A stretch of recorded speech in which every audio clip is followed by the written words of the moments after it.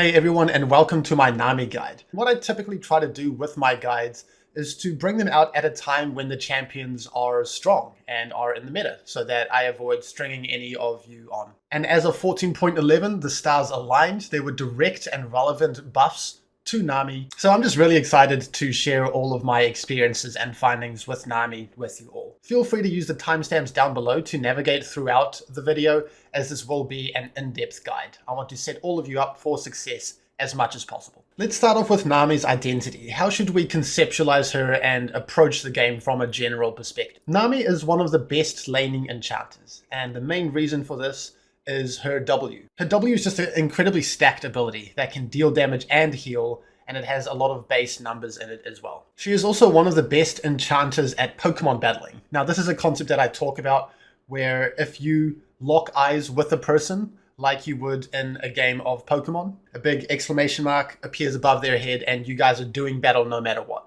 So if you are just 1v1 battling the enemy support as a NAMI, you press your W and auto attack, they press their trading spell and auto attack, you're going to come out ahead. But one of the main reasons that I think it's such a good champion to have in your pool is that she's the most indiscriminate enchanter.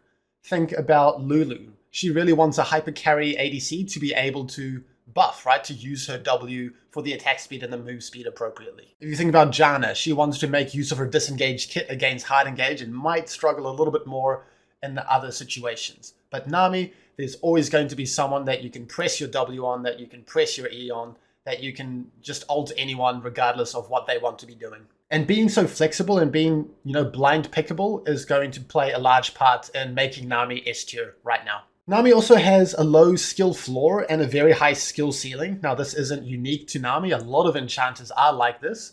But what I mean by low skill floor, easy to pick up, easy to, be serviceable on. Very high skill ceiling. It is incredibly hard to get the most possible out of her kit, to optimize every little thing about her, but it's not necessary to find success on this champion. And the last main point, which is really going to set her in the S tier, is that she has absolutely terrifying 1 and 2 item spikes. Of course, we're going to talk about those items later on in the video, but she spikes really hard on those and she still manages to scale well after those items into the mid to late game. Let's move on to NAMI's matchups, and this is going to be a tricky one to talk about because NAMI is a champion that can almost bypass the matchup by just standing a screen and a half away from any enemies and pressing your spells on your ADC. But with that said, there are still some important points to keep in mind. NAMI is going to struggle to survive against long-range engage, such as Nautilus or Blitzcrank. If she gets hooked, she has no disengage, she has no shields to help her stay alive. If she tries to heal herself with a W, she's going to just get ignited and die. So while you don't necessarily have to be within their engage range, if you ever do misstep and mess up, you're going to be in trouble. My personal ban when I am one-tricking NAMI, which is what I'm doing at the moment, is Nautilus. Otherwise, the next support archetype that NAMI struggles with is long-range poke champions, especially mages such as Lux, Xerath. We can throw Karma in there as well. The reason that she's not a big fan of these long-range matchups is because they get to do their damage without us being able to find any return damage, right? Our W range and bounce is not as long as these poke spells. And if we want to heal ourselves and not get any bounce off of our W, then we're not going to be too happy. What NAMI can also struggle in is fast-paced games, as we won't be roaming around as much as other supports or even enchanters. So we're not going to be moving very fast because we're going to be rushing our item spikes, and we're not going to be doing very much in one rotation of spells, right? If you think about a NAMI versus a Leona using all of her spells in one go, that's going to be scary, that's going to be painful. NAMI's going to be more about extending them, finding multiple Ws and Es. Now, with the struggles out of the way, let's move past that because this champion is S tier right now in any elo. Like I was saying, she is very blind pickable. You don't have to interact up close with champions if you don't want to. You can just press E and W on your ADC from half a screen away and avoid interaction. NAMI doesn't need Lucian. Sure, they have great synergy, but you need to be good at Lucian and understand why Lucian and NAMI synergize so well to get value out of it. You don't want a random ADC who doesn't play much Lucian to feel pressured to pick that champion when you are completely fine with any other ADC. Like I said, there are always champions on your team that will benefit from your buffs. With that said, with Lucian, your short, concise trades are terrifying, and your 2v2 kill threat in the mid to late game is basically unmatched, where you kill the enemies from a screen away with basically no counterplay. I'm sure you guys have seen plenty of this through pro games with picking Lucian NAMI, most games in the last couple seasons. Now, NAMI can function with most ADCs, but the most awkward ADC pairings with her are short-ranged ADCs that struggle to find windows on their own to trade, such as, Nyla, Kai'Sa, maybe even Samira. These champions really appreciate some setup from their support, whereas NAMI rather wants to buff their ADC to, give them more agency themselves. They're kind of waiting for you to do something, and you're kind of waiting for them to do something with your spells, and then just nothing happens, and it can be really rough. The last point for matchups is don't give undue respect to low to mid threat enemies. Sure, Nautilus and Blitzcrank can be scary, but if you verse lower range engaged, like Alistair, or if you verse some Wardens, right, like Braum or Tarek, that don't have that much threat, you can stand your ground, you can play a lot more confidently, and you can dominate them. Okay, let's move on to runes. Now, we're going to go two directions here. We're going to go First Strike as the keystone or Airy with the keystone. If you want a rune that you just take every single game, you kind of turn your brain off, you don't really think about it too much, then Airy is going to be the way for you to go. I want to start, though, to discuss why First Strike is so good and why, if you use it properly, it is going to be the best for NAMI. So, of course, the main point of First Strike is to generate gold. It's not going to do a lot of damage in the early game. It's not going to do that much either in the mid to late game, but you want to get gold as fast as possible. And if you remember me talking about earlier in the video, NAMI is spiking really hard on her items at the moment. So let's get to those items as quickly as possible. First Strike's going to help us do that. Now, we do have to play around this rune, right? It does have a cooldown, but whenever it is up, then we want to be proccing it as fast as possible. We don't want to be taking damage when it's up either, otherwise it's going to be placed on that cooldown. So we'll see plenty of examples of how we can use this. Just keep in mind that you need to be mindful of this rune. You can't just turn your brain off. You need to be actively playing around it. We're going to follow it up with magical footwear because, like I said, we're not going to be roaming too much. We're just going to be getting to our item spikes as quickly as is humanly possible. We don't want to delay them with buying boots ourselves, so why not get some free boots and some extra speed? I just realized that this rune page is outdated with the website I use here. So let's imagine that there is triple tonic, as there should be. We're going to be choosing that every time for this branch here. And the reason that triple tonic is so good is because NAMI makes great use out of all three components, all three tonics. So the first tonic gives her a bit of extra damage to the wave. That can be nice in terms of wave management or shoving, but it also just gives you a quick and cheap injection of gold to get to those spikes faster. The second tonic, it gives you adaptive force. NAMI is a fantastic user of adaptive force, of AP. She has a lot of ratios, and the ratios are pretty good as well. And then finally, the third and the most important tonic, her W and E spells are both incredibly valuable. Some champions, they only get a lot of value out of one spell, but NAMI, her W and her E are going to be impactful in skirmishes. And so when we're level 9, when we're trying to max out our second spell, we're going to also get an extra point to get there faster. And then finally, we're going to go Cosmic Insight for lack of alternatives, just having a bit of, extra uptime on our sweeper, our summoner spells. This has always been a relevant rune for supports. Now, moving on to the secondary page, with this setup, we're going to go for Mana Flow and Transcendence. This is just kind of staying within theme of being as strong as possible on our spikes, right? This page is not going to be that pressuring early on, but we're going to hit our spikes fast, and we're going to use those spikes really well, right? So we're going to have, of course, we're going to have more mana, more spells to cast, more uptime when we do have our spikes, and we can use our spells faster with Transcendence as well. In terms of the rune shards, we're going to go double adaptive, and then, again, this is an outdated page, so this is going to be scaling health over here, and then we're going to take the scaling health, just so we can, scale up as well as possible. No need to take flat health if we're not in any threat. In terms of alternatives for the secondary page, it's not absolutely necessary to take sorcery secondary. If you want to play around with hitting your spikes even faster, you can consider going Treasure Hunter and then one of the other ones, maybe Cheap Shot, maybe Taste of Blood, maybe even Zombie Ward Treasure Hunter or Eyeball Collection Treasure Hunter, because this is going to give you a lot of AP.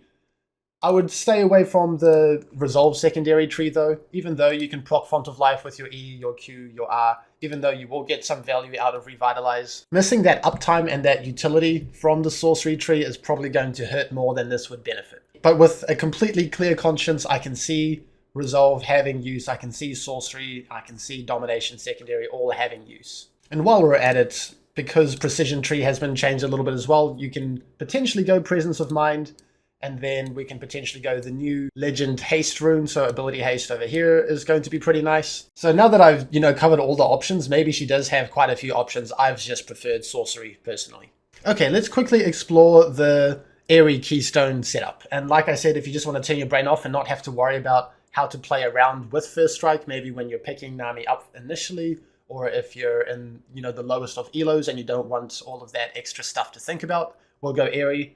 We will go, of course, Summon Airy, and then Mana Flow, Transcendence, and then we can go Scorch on this tree down here. With Airy, you're going to have more lane presence than with First Strike. You're going to do more damage, you're going to have more threat, and pairing that up with Airy, you can actually be a more significant lane bully. This branch down here, this is going to be personal preference. If you want Scorch for, the early to mid game spikes with more damage, or if you want Gathering Storm, if your games are going late consistently and you find that you have a lot of time to stack Gathering Storm up, then you can opt in for that. Backing up the Sorcery tree, again, we're probably going to have quite a lot of freedom in the secondary pages, but what I would go is the free boots and then the triple tonic, because these are just such fantastic runes for Nami. I wouldn't recommend going Guardian primary. I don't think you need that extra defense on your allies, and your spikes is just going to be significantly weaker. Let's move on to Nami's items, and let's start with the support quest item. So she has quite a few options here.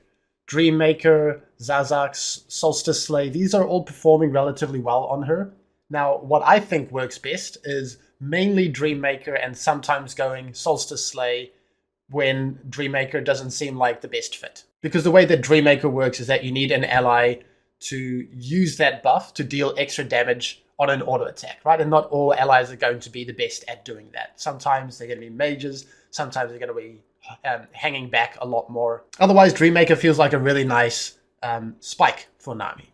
Zazax, on paper, this is going to make sense, right? It's going to help her do more damage on her spikes. And her kit is a lot about damage. It's not just healing and enchanting and peeling. The problem with Zazax is that it has been nerfed consecutively. And so I feel like the item just individually is not in the best place. But you can still absolutely go this item if you prefer it. What does make Nami, though, is Echoes of Helia.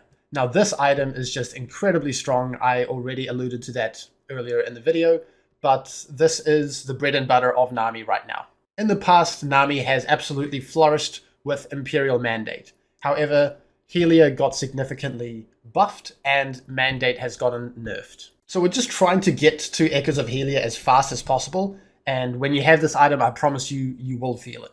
And you don't even need to pay too much attention to this item. You can just press your W and chances are it's going to bounce around and immediately get the healing and the damage off already. So yeah, the item is in an incredibly strong spot at the moment, and Nami has a really easy time of making use of this item because she can do the damage and she can get the heal very quickly with her W to immediately proc it. With that said, Imperial Mandate still synergizes fantastically with Nami. It's just not that strong anymore, but it is still strong enough to warrant it being, rushed second item. Potentially still even before we complete our tier 2 boots spike. Mandate is so good for Nami because it applies off of her E, right? Her E is going to apply that slow, and her allies are applying the E themselves, so they're already hitting the target to proc its passive. Because the way that this item works is that when you, the owner of this item, CC the enemy, then it's going to apply a stack that gets procced off of your allies hitting them. So pretty much an item designed for Nami's E. Going into a little bit more depth here, so there is quite a lot of hate going around for Banded Glass Mirror. I know that LS thinks that this is the worst item ever invented, if I'm not mistaken. But this item is what we're going to be building before Kindle Gem for Echoes of Helia, and probably before Fiendish Codex for Nami, though it's going to depend a little bit. But all of these stats are just going to be great for Nami. She's going to use the AP. She's going to use the mana regen because she just wants to keep pumping out W's and E's, and of course ability haste so that she can do that more often. So we'll just kind of drag that maybe to the front over here. For the boots, we're going to go Lucidity boots. Now, Sorcerer's Shoes does have a bit of synergy because it is going to apply off of her E, off of her W, all of that good stuff, and she has quite a lot of damage in her kit. But the main thing is that Magic Pen isn't going to help when you're pressing W on your allies to heal, right? And Lucidity Boots is not only going to give significant ability haste, so you can have more uptime on your spells so that you can apply your ridiculously powerful item effects more often, but Lucidity Boost also gives us that handy summon a spell haste. So this build path is going to make up 99% of your games. And honestly, most of your games are going to be over before you complete a third enchanter item. If you do get to that stage, I don't have strong opinions of what is going to be the best. It's going to be a bit situational. If Mikhail's is going to be valuable because they have hard CC, we can go Mikhail's. Redemption is always going to be a pretty splashable item. There's never a bad time to build that. Of course, you can consider Moonstone. At that stage, you're going to have quite a lot of uptime on your W. The only thing is that we don't have healing or shielding power from Echoes of Helia or Mandate, so this is probably not going to be the best option. If you want to consider Dawn Core, you can do that. Chevalier's, since it's been nerfed, I don't think it's feeling that good on NAMI anymore, but you can consider that as well. The point is, build whatever enchanter item catches your eye, but put the most attention and effort into rushing your Helia and your Mandate as fast as possible and be, willing and confident to use those spikes. The last thing I'm going to mention, and this is almost core to her build in a way, is Dark Seal into Medjai's. This champion can use, can stack up these assists while staying safe herself so easily, hanging back, pressing WE on allies, that you get the stacks and you get to use the AP like we've talked about really well. So be careful about delaying Helia with Dark Seal. If you base on an awkward gold value and you want to pick it up and you feel like you can get some stacks, go for it. But I would recommend that you delay the Medjai's purchase until after, at the very least, her Echoes of Helia spike. Moving on to Nami's abilities and combos, and we're going to start with her abilities.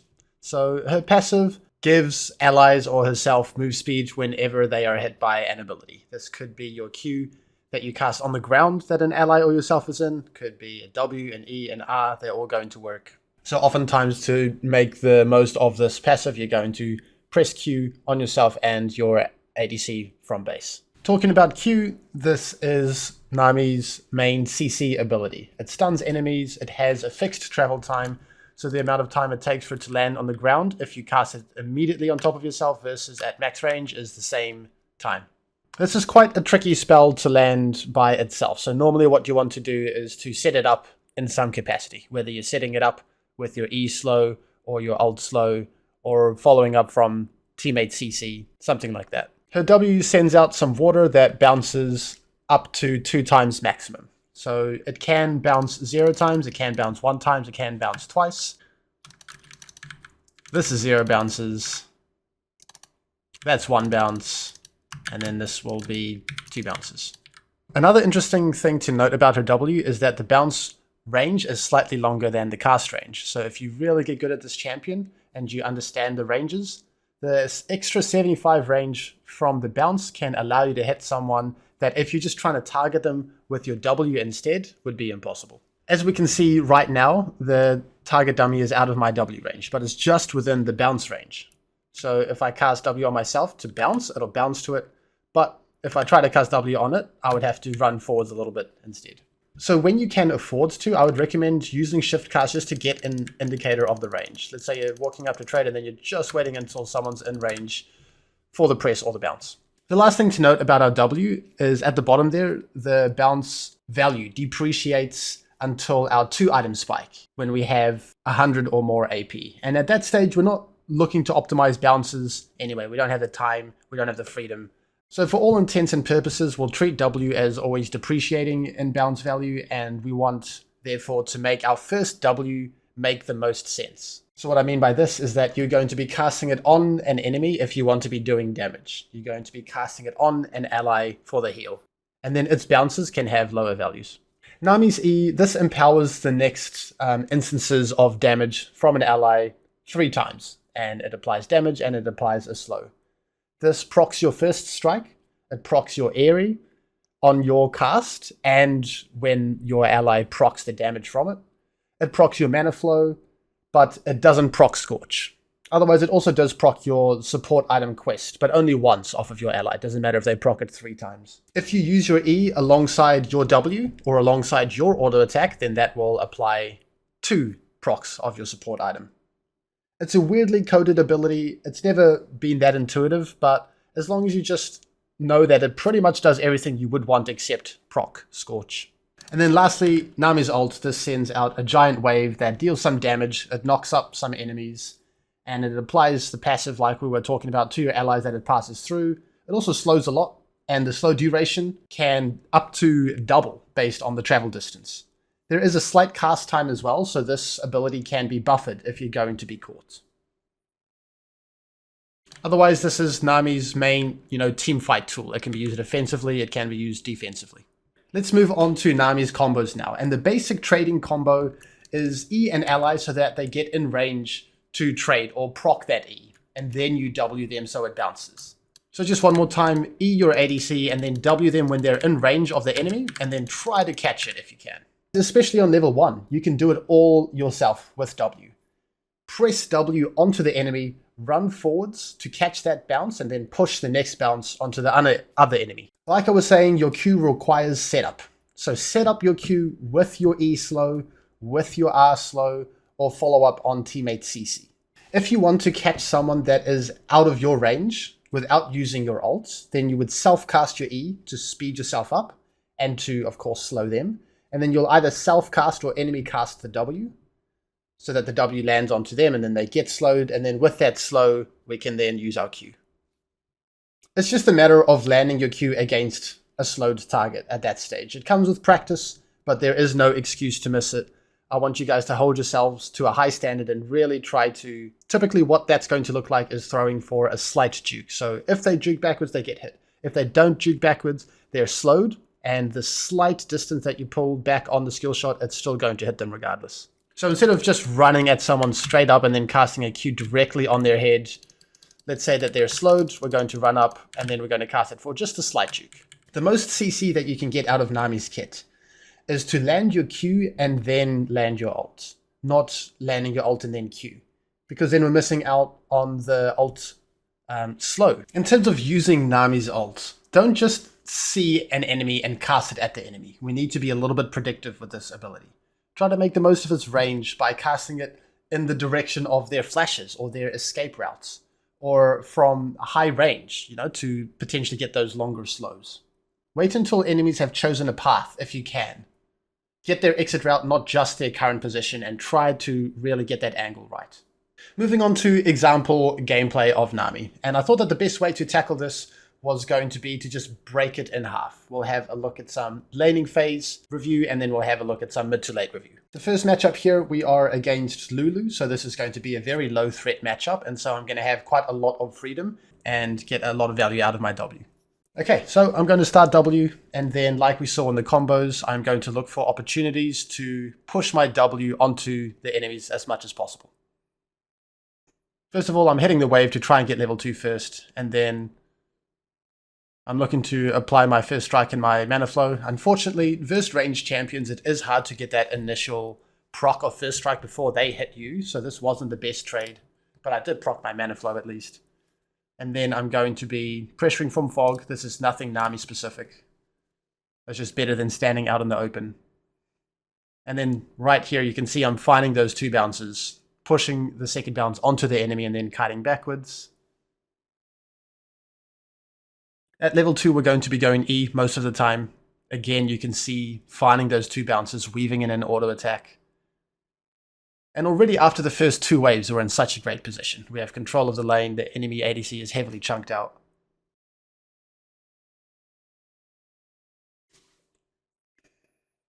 Looking for much of the same. If I wanted to have a higher success rate with my first strike, I would try to encourage my ADC to be doing the engaging so I can use my spells off of them. But unfortunately, they're quite chunked out right now, so I don't feel as comfortable doing that. Otherwise, just maintaining a minion HP advantage, looking to pressure from fog, looking to use my spells deliberately.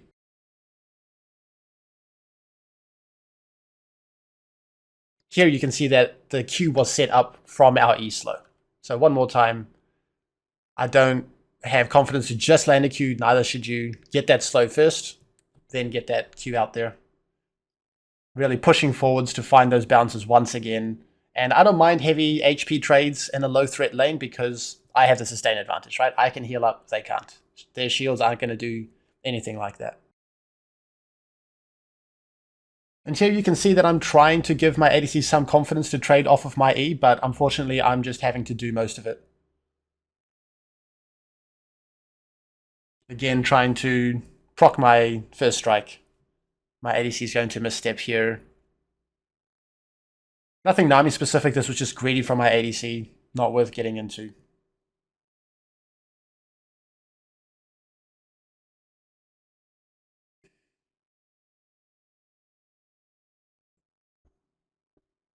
Okay, and then I noticed that my jungler is getting invaded. So this is just a great habit to get in for any champion, but also NAMI.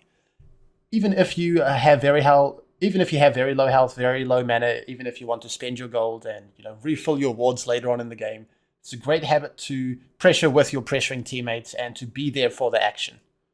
You'd much rather get there and not do as much as you'd like than be in base when all the action's happening and then you come out and then it's all done. So I don't have much mana to do much, but I figured that, they're going to contest for this blue buff. I may as well chuck in a W to help.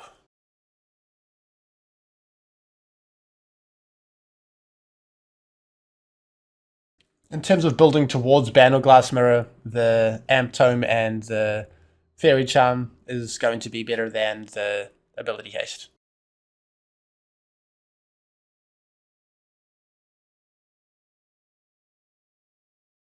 Again, trying to proc my first strike, setting up my Q with the slow.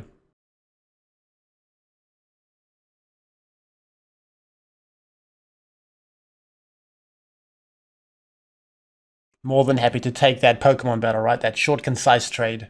You see how I back off immediately after the trading, though I don't hang around for a long time. And for all intents and purposes, this lane has been pretty much 1v2 for me.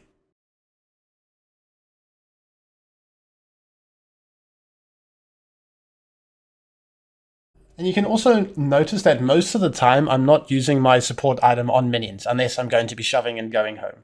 That's because when you apply it on the enemy structures or on the enemy champions, it gives you more gold generation. And as we've been talking about, the whole point of this build is just to get to those powerful spikes as quickly as possible. So try to use your support item quest onto the enemies instead. And there we can see that I'm trying to line up the Q so that it hits both of us so we can both get that move speed injection.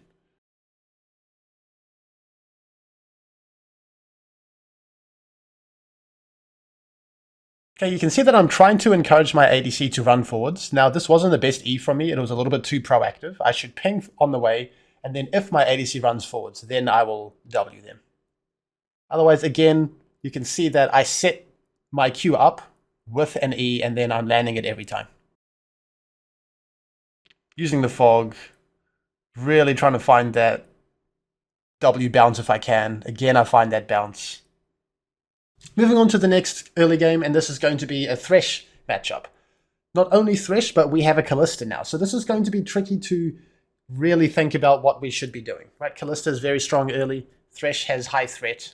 So they don't deserve 0 respect. They don't deserve 100% respect either. It's going to be somewhere in the middle. But you do want to trust your early numbers as NAMI. You have the range advantage versus high threat matchups.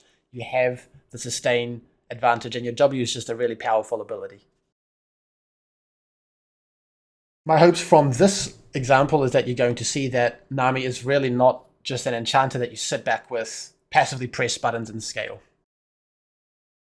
Now, the thing about NAMI versus high threat matchups is high threat matchups, they don't typically have kill threat from level 1. They need more abilities. So you can see that I'm not just running away here. I'm pressing my W, and then I'm happy to trade. They're going to take damage, we're going to take damage, and then I'm going to have that sustain advantage with my W. Much better something like that than we're just kind of AFKing under our tower and letting them dictate the entire lane. So here we're going to lose the level 2 shove because they've been doing a great job at just spamming auto attacks, and Varus is going to have a little bit more wave clear. So we're going to disrespect the level 2 spike a little bit here. Fortunately, Thresh kind of messes up. It is what it is. But of course, when they're level 2 and we're level 1, that is a situation where we do need to give 100% respect. I see Thresh put his hook on cooldown. I know that that gives me a window to trade. So even if you are against a high threat matchup, they don't have threat 100% of the time, right? Even if you verse a Draven and a Blitzcrank. If Blitzcrank wastes his hook, he is practically a glorified melee minion for the next 20 seconds. Similar thing here with Thresh. In terms of this W, pretty self-evident. I'm trying to push the next W onto the thresh. It's very close. I only get one bounce there, but still not the end of the world. And something that's going to be harder to notice in real time, but I'm trying to play around my runes cooldowns, right? If I have First Strike, I'm trying to play around that. If I have Mana Flow, I'm trying to play around that. Casting my spells when they are active and not letting them sit around for too long without being procced. So in terms of wave management against a higher threat lane, you can see that I am comfortable in letting the wave be on my side of the lane over here. I want to freeze so that they don't have too much space to all-in. Whereas if I'm versus a lower threat range support, they have no threat of an all-in. I am free to just pressure and dominate and keep my foot on the gas. But there's a difference between holding the wave on our side of the lane and actively looking to trade and pressure versus just kind of AFKing back here and giving them complete free agency. Again, looking for those short, concise trades while still respecting what Thresh has in terms of threat, right? I'm not running straight into Thresh's face saying, hey, do you want to hook E and ignite and kill me? Because that's his main form of threat, his hook. Here, Thresh is going to find a Hex Flash. He's going to find a Flay. And instead of just running for the hills, I'm going to trust my early numbers, right? My W is a very powerful ability. My ADC is very strong early on. So let's see what happens. I'm focusing the enemy ADC. My W is on the enemy ADC. I really want him to die as fast as possible. He's the threat. He ends up going down, and now it's just going to be an easy 2v2 double kill. Don't take kills like that. But in terms of trusting your early numbers with a strong enemy ADC and really standing your ground and not giving undue respect. And the reason that I chose a Thresh VOD, even though I had some other options as well, is because I've noticed that a lot of my students have kind of a mental block against Thresh. I think people in general just give him way too much undue respect. They never stand their ground. They give the Thresh time to pressure from fog and really line up a hook and hold a freeze.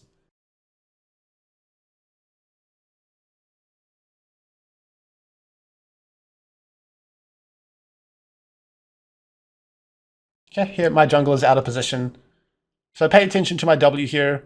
I'm nervous about my jungler just getting one shot. Right? If he stays alive, I'm confident in us being able to win the skirmish. So my first W is going on to my Volibear here. Bad cue from me. Otherwise, standing and fighting. Notice the body language. Notice the posturing. Notice the pings. I'm not just sprinting backwards towards my tower.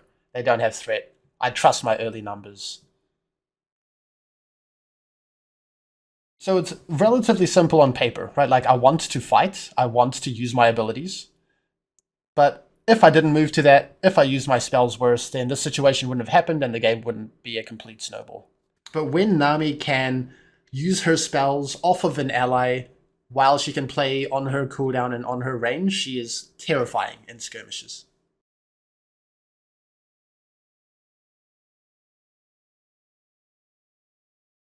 As you can see here, I'm pinging that Thresh is potentially roaming towards mid. I don't necessarily want to match the roams. I'm immobile. I am worse in a single rotation skirmish than an engager, than a playmaker. So I'm not feeling pressured to match necessarily. As long as my teammates know what is happening and then I'm pressuring bot, that is a completely reasonable decision to make. Now that we are so far ahead, they don't have threat anymore, and you can see that I've changed my plan from just holding a freeze to maintaining a minion HP advantage and being comfortable being further up in the lane.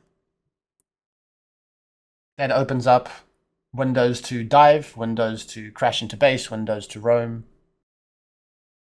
Use of the bushes as well.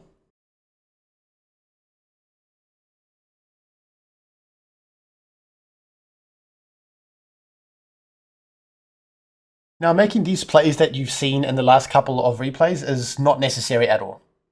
You can just dominate 2v2 and you don't have to dive. This is just going to be at the higher levels of play, when you really understand the limitations. But if games in your elo just look like you poke them out and then you base and you come back and you do the same thing without diving, that's fine. Not much to talk about here. I mean, I just thought there was a window to cheese in the bush. I thought that he thought that we have based and he's likely going to move forwards and shove. That is what happened. We get a free kill. But at this stage, the game is over and we've snowballed out of control. Moving on to the next example, and I wanted to show a lane that has incredibly high threat. I have a very weak early ADC in Zeri.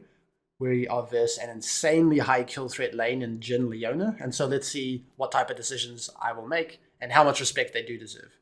Something before that though, you can be a little bit creative level 1. Of course, you're not going to want to go invading with NAMI with your W too often, but what you can do is just go link up with a teammate and proc your first strike and your mana flow with a W, right? Normally people are going to be spreading out, top lane is here, jungler's here, and then the rest of the people wherever.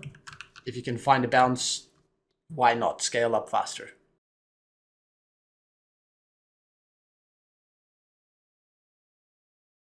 Okay, so for Leona, minions aren't going to block her E, right? So I'm going to mainly stay out of her E range while still encouraging my ADC to trade with my W and with my E when appropriate. But in the lane like this is going to be more reactive. This is going to be more staying safe and scaling up. Although level 1, Leona doesn't have that threat, you can see that I very confidently take a trade, proc all of my runes that I want to, do a little bit of damage. Leona starts to have threat at level 2.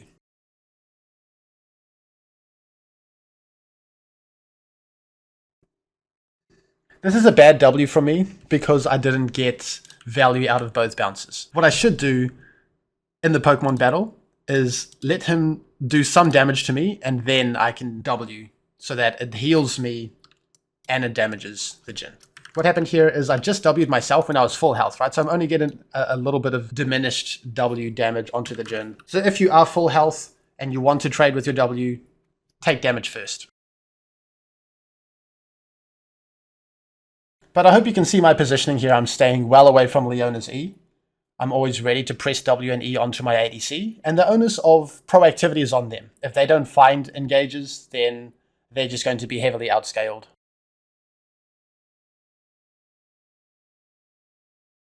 And that's a great example there. So the wave is on our side of the lane, so they don't have much space to all in, right? If the wave is just constantly around here, Leona can't press E. She's just going to end up under tower and die. And then I'm looking to use my spells off of my ADC because my ADC has more threat. Harder to kill, right? This area is a little bit mobile. And so it's going to be quite a frustrating experience for the Leona. What happens here is my ADC mispositions a bit, and she gets hit by Leona E. My Zeri's E was still down, and she didn't respect enough. So what I'm going to do is, because we're going to be taking heal most of the time, against high threat matchups, I'm going to heal very quickly. Because what I don't want to happen is they ignite on a good engage, and then my heal is diminished, and then my ADC is just really chunked out and is going to die in the near future. So I get a very fast heal off, and then I'm going to press my W, press my E, and then sure, it comes at the cost of my heal, but we get a decent trade-off, and the Jhin healed as well. So there's not going to be much more to see here. That's how we're going to approach a really high threat lane. Hold that freeze, stay out of engage range, and empower your ADC. What's happening on your screen right now is that I'm just trying to find a crash into base, and we had the opportunity to find this crash into base because my jungler was nearby. So this is going to afford us a window to go home, spend our gold, heal up, and come back, and just rinse repeat exactly what we've been doing. We're going to have a look at one more example of an early game, but not an entire chunk of the early game, just one clip here. We are with a Corki, we are versus Lucian Rakan, and this is going to be another example of staying out of the engage range and then using my ally to apply my W and my E. I don't want to get Rakan engaged on, but my ADC, he has the damage, he has the mobility, and then that's exactly what we're doing. So even though my positioning is safe, it's not run away to tower and let everything unfold in front of you. It's stay out of engage range and buff ADC. And of course, if engages go like that, then engages are going to make absolutely no progress against your NAMI. For the mid to late game, I am going to talk about some concepts first. So the basic idea is that you want to stay around the middle of the map. You really want to understand your limitations as NAMI. You never want to open yourself up to being flanked or to face check areas dangerously. Because at the end of the day, you're a squishy, immobile enchanter with very minimal self-peel and survival tools. But you do want to trust your front-to-back fights, so when you are organized with your teammates and you have teammates in front of you and carries behind the front line, and that's of course where you're going to be positioned. And when you're in that organized type of scenario, you really want to trust your W and your E and you are from range to do all of the heavy lifting alongside the really powerful items that were built. Your jungler becomes your best friend as they can basically all use your W and your E. And whenever you're linked up with your jungler, you have the number advantage and you should be quite confident in making plays. I'm not going to sugarcoat it. As far as playing in the mid to late game in League of Legends goes, it doesn't get easier than NAMI. Just be disciplined, wait your turn, and be deliberate with how you're positioning and using your spells. If you get bored or if you overcompensate and try to save your teammates and then get flanked, get engaged on, the game can fall out of control pretty quickly. Pressure with your pressuring teammates, even if you are low HP and you have no wards, like I was saying in one of the examples earlier on. It's your job to be there for fights, as we aren't tied to minions or camps as a support. You slip up on this one once, and your carry with a giant shutdown can die just like that. Is my ADC inting here? Yes. Should he be pressuring like that right now? No. Does that matter? No. Pressure with your pressuring teammates. Hitting a ward? Dead teammate. Twiddling your thumbs? Congratulations, you just killed your jungler. I can basically just play the mid to late game on 10 times speed for NAMI for most games. It's not about what you do see, it's about what you don't, once again. I'm not getting caught, I'm not face checking, I'm not getting flanked, I'm not randomly basing, but it really is about that discipline, embracing what your champion can and can't do, and just sticking to that and not getting emotional or bored. But if you're looking to make a highlight reel, NAMI in the mid to late game is definitely not going to be the champion for you. If you want to win some games, she's going to be absolutely one of the best right now. Let's have a look at a really tough mid to late game to get a sense of the upper limits of this champion. This is going to be a game where they heavily outrange us and our teammates don't quite have enough engage, and of course we don't have the best engage either. So we're just kind of left feeling like fish in a barrel and without being able to use our abilities to set up our teammates as much as we'd like.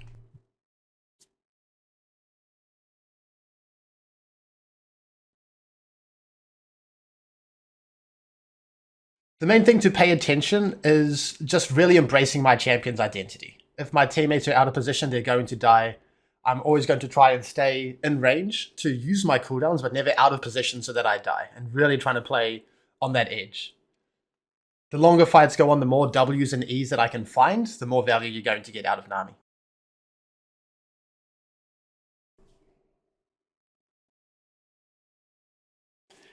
You're also going to see a lot of confidence in my movements, especially when I can use my passive to increase my move speed as well.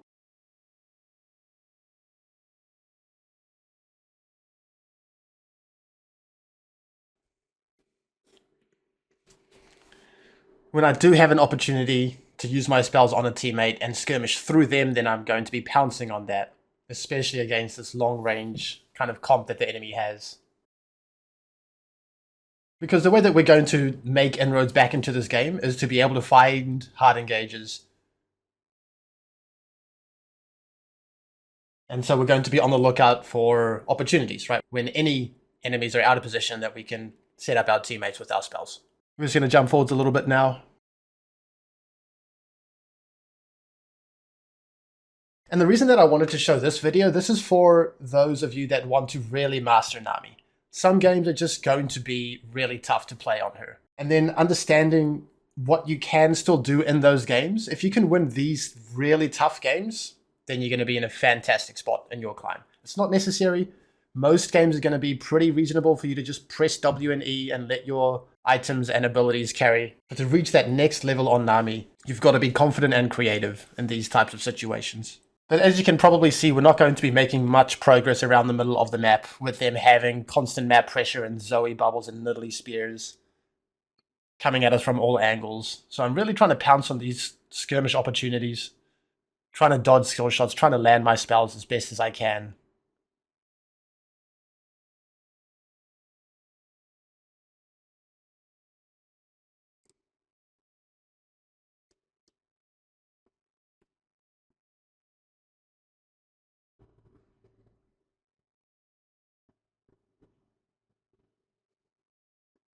And again, it's probably not going to look like anything special, but I am dodging a lot of spells, which is easier said than done on this immobile champion.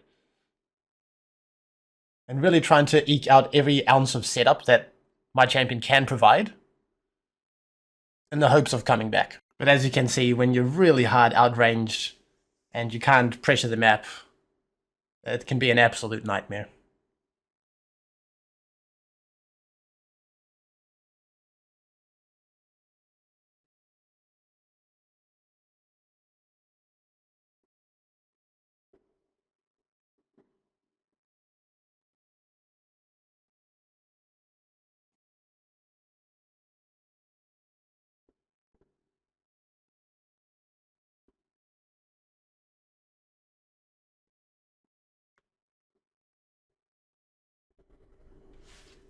I'm going to show another example here where I get caught out of position, and you're not always going to be able to play perfectly, right? Sometimes you're going to be out of position. Sometimes you are going to have to dodge skill shots. You're going to have to land yours when you can't properly set everything up. So let's have a look at a few more examples of that.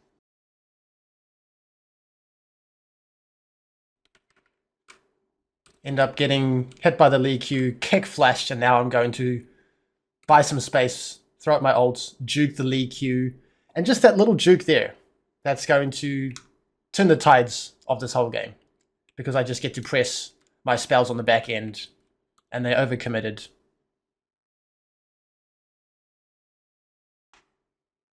You need to have that confidence to perform in the chaos when it happens, because it is going to happen. And that's just the nature of League of Legends. You can't rely on one or the other. You can't just rely on only chaos. You can't just rely on only structure. You need the strategy and the execution. Okay, so here we're going to be moving towards our teammates. And again, this is not going to be a highlight clip, but this decision is incredibly important. I could be just kind of absent-mindedly running through mid lane right now, and then I would miss out on this crucial fight. Being at the right place at the right time.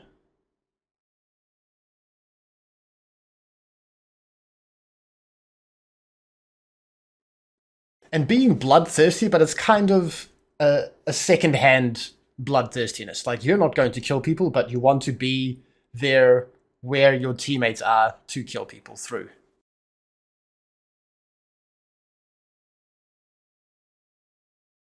And I promise you there's going to be consistent windows of random fighting and chaos that you're going to want to be there for. Here's going to be another example. There's going to be a bit of a fight that is going to break out. And then I'm just going to use my spells reasonably well. I'm going to be staying safe. You can see how I'm always safe behind my teammates here.